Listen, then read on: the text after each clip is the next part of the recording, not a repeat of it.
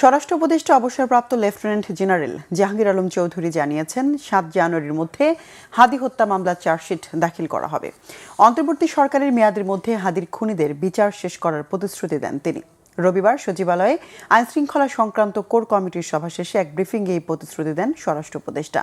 তিনি জানান, হাদি হত্যার ঘটনায় ১১ জনকে গ্রেফতার করা হয়েছে, ৬ জন আদালতে স্বীকারোক্তিমূলক জবানবন্দিও দিয়েছে। ইনকিলাব মঞ্চের মুখপাত্র শরীফ ওসমান হাদি হত্যা মামলার তদন্ত কাজ শেষ পর্যায়ে বলেও জানান তিনি। স্বরাষ্ট্র উপদেষ্টা জানান, বিভিন্ন দলের কিছু নেতাকর্মী না জেনে ফ্যাসিস্টের দোসর, সন্ত্রাসী ও দুষ্কৃতিকারীদের দলে জায়গা করে নিচ্ছেন।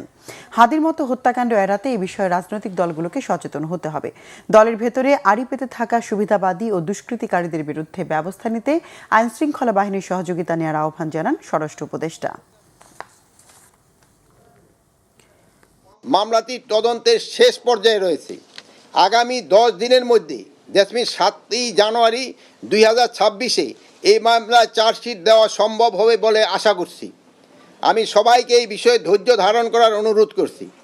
আমরা অতি দ্রুত এই হত্যাকাণ্ডের মূল রহস্য এবং যারা এর পিছনে জড়িত রয়েছে তাদের নাম, ঠিকানা সহ পূর্ণাঙ্গ তালিকা জনসম্মুখে উন্মোচন করতে পারবো ইনশাল্লাহ।